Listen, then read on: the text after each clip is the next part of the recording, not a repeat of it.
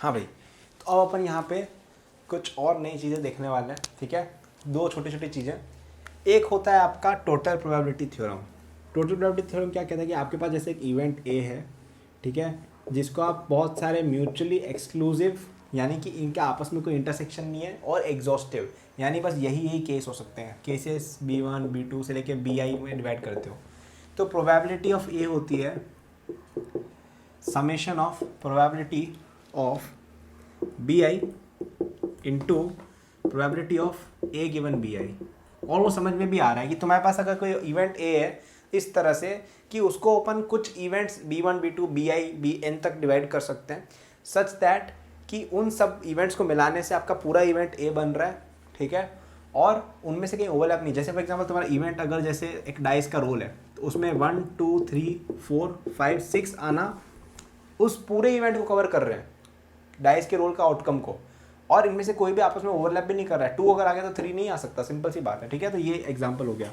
तो इसमें हम ऐसा कहते हैं कि total probability of happening of A is given by probability of BI into P A given BI। समझ में भी आ रहा है कि BI लो, और अगर BI एप्लीकेबल है तो ए की प्रोबेबिलिटी क्या होगी ये बता रहा है, और दोनों को मल्टीप्लाई कर दिया तो उसका सम कर लो तो ए का ही आएगा, ऑब्वियस सी बात है, इंट्यूशन है। अपने आप को प्लीज़ कन्विंस करो कि ये ट्रू है।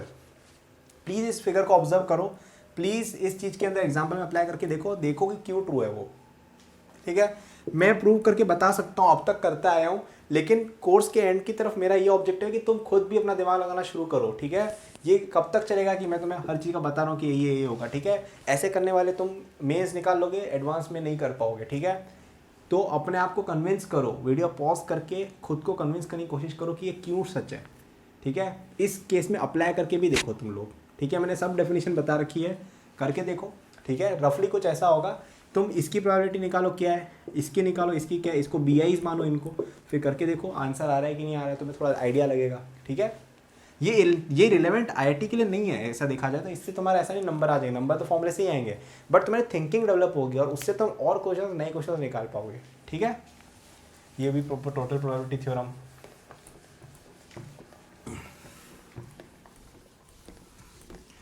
एक होती है एक्सपेक्टेशन, ठीक है। तो तुम्हारे पास जैसे कोई इवेंट है जिसकी प्रोबेबिलिटी PI है और उसकी वैल्यू MI है, ठीक है। तो अपन कहते हैं expectation of a event X is given by summation of PI into MI। जैसे expectation of a dice role, ठीक है, मतलब कि डाइस रोल है, उसकी एक्सपेक्टेशन क्या होगी। तो जैसे हमने 1 की प्रोबेबिलिटी क्या आती है, 1 है, 1/6, और 1 की वैल्यू क्या है 1, plus 1/6 into 2 plus and so on till 1/6 into 6, क्या हो जाएगा 1/6 इंटू 1 + 2 + 3 से लेके 1 + 6 तक। ये कितना हो जाएगा 6 इंटू 7/2 इंटू,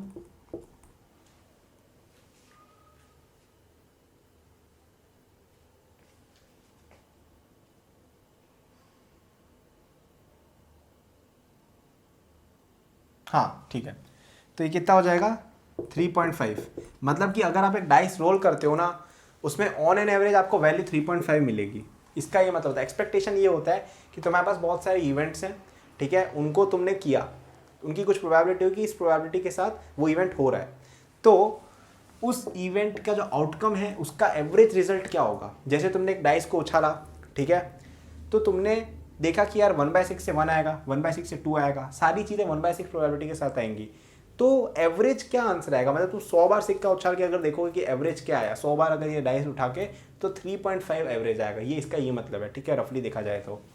और ये काफ़ी फैसिनेटिंग चीज़ है, मतलब तुमने सोचा नहीं होगा कभी कि 1 से 6 तक अपन उछाले तो 3.5 कैसे आ रहा है। 3.5 तो होता भी नहीं है, मुझे भी फैसिनेट करता है जब भी आता है कि 3, मतलब मुझे ऐसा लगता था या तो 3 हो सकता है, 4 हो सकता है, 3.5 क्या है, ठीक है। तो काफ़ी फैसिनेटिंग चीज़ है, तो ये पता होना चाहिए एक्सपेक्टेशन ये होती है, ठीक है। फॉर्मूला तो मैंने खुद बनाया है अभी एक नोटेशन, बट होता ये है कि probability of an event multiplied by the outcome of that event का समेशन, ठीक है। आउटकम है 1 था, समेशन कर दिया, आंसर आ गया, ठीक है।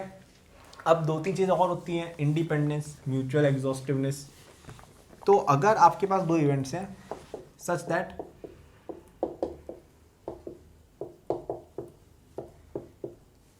इनको कहते हैं म्यूचुअली एग्जॉस्टिव इवेंट्स, ठीक है। या बेसिकली ये हो रहा है तुम्हारे पास जैसे 2 इवेंट्स हैं, ठीक है, इनका यूनियन अगर तुम ले रहे हो, नहीं ये तो मेरे साथ से डेफिनेटली नहीं रहेगी, इनको हम कह सकते हैं इंडिपेंडेंट इवेंट कह सकते हैं, ठीक है, या जिनमें ऐसा भी होता है कि P A intersection B equal to 0 होता है, ठीक है। ये जो इवेंट्स होते हैं ना, इनमें नहीं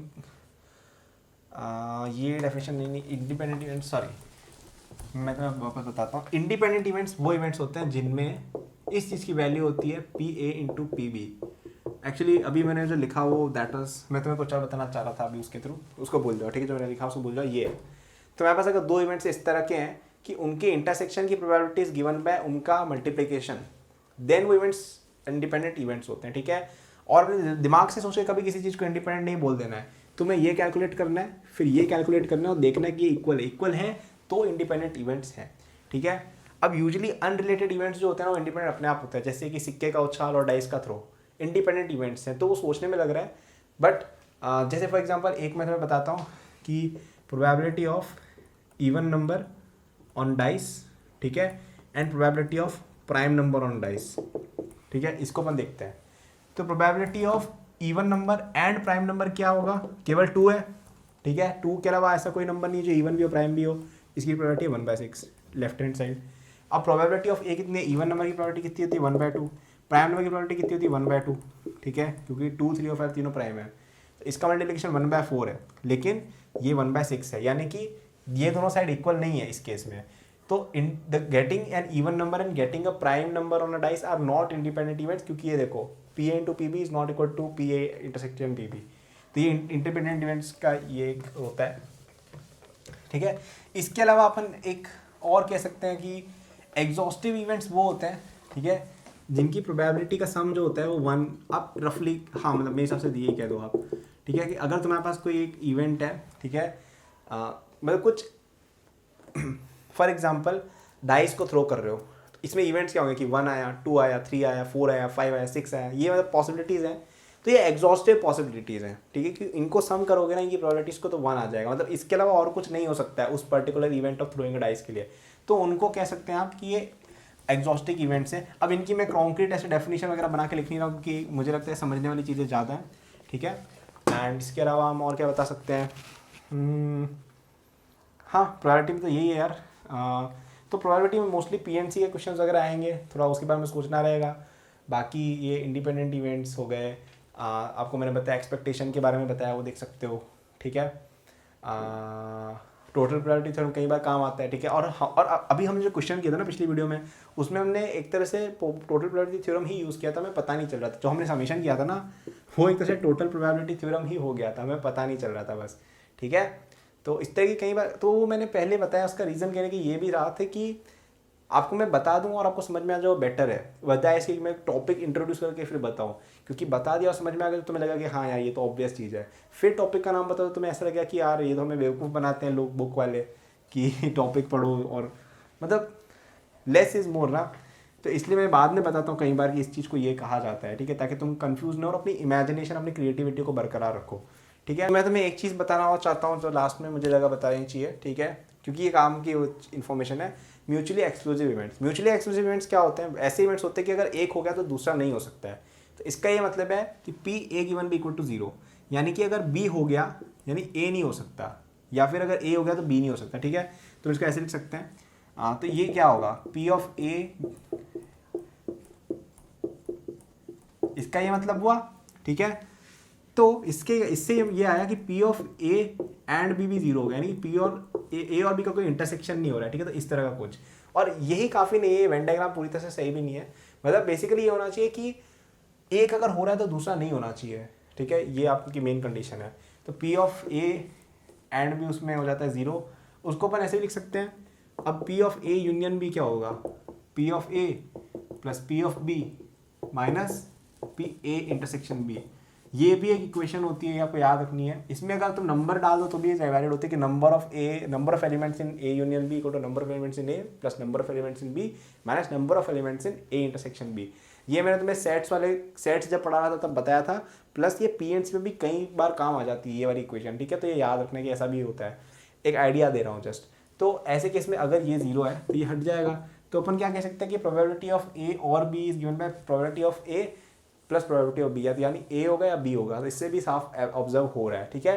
दो चीज़ें पढ़ी, इंडिपेंडेंट में क्या होता है, probability of A and B is probability of A into probability of B, mutually exclusive में probability of A and probability of B is probability of A and B zero होती है, ठीक है, या ए गिवन बी भी zero होती है। तो ये इन्फॉर्मेशन काम आ जाती है, याद रख लेना। Thanks for watching this video till the end. I am sure that you enjoyed it. यदि आप अपनी पूरी जेई प्रिपरेशन मेरे साथ करना चाहते हैं तो आपको डिस्क्रिप्शन में मेरे जेई के फुल कोर्स का लिंक मिल जाएगा।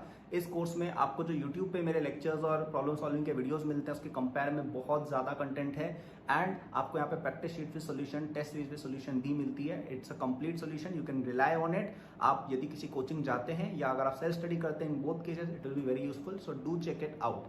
ओके, इसके अलावा मेरे जेई के फ्री नोट्स भी डिस्क्रिप्शन में लिंक्ड है, एंड डिस्क्रिप्शन में और भी मैंने बहुत सारे रिसोर्सेज फॉर स्टूडेंट्स डाले हुए हैं, जैसे the books that I recommend, my social media and my newsletter in case you want more content और if you want to approach me with any doubts और सजेशन।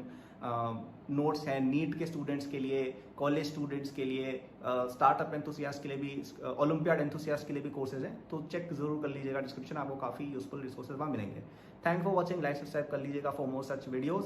Good luck.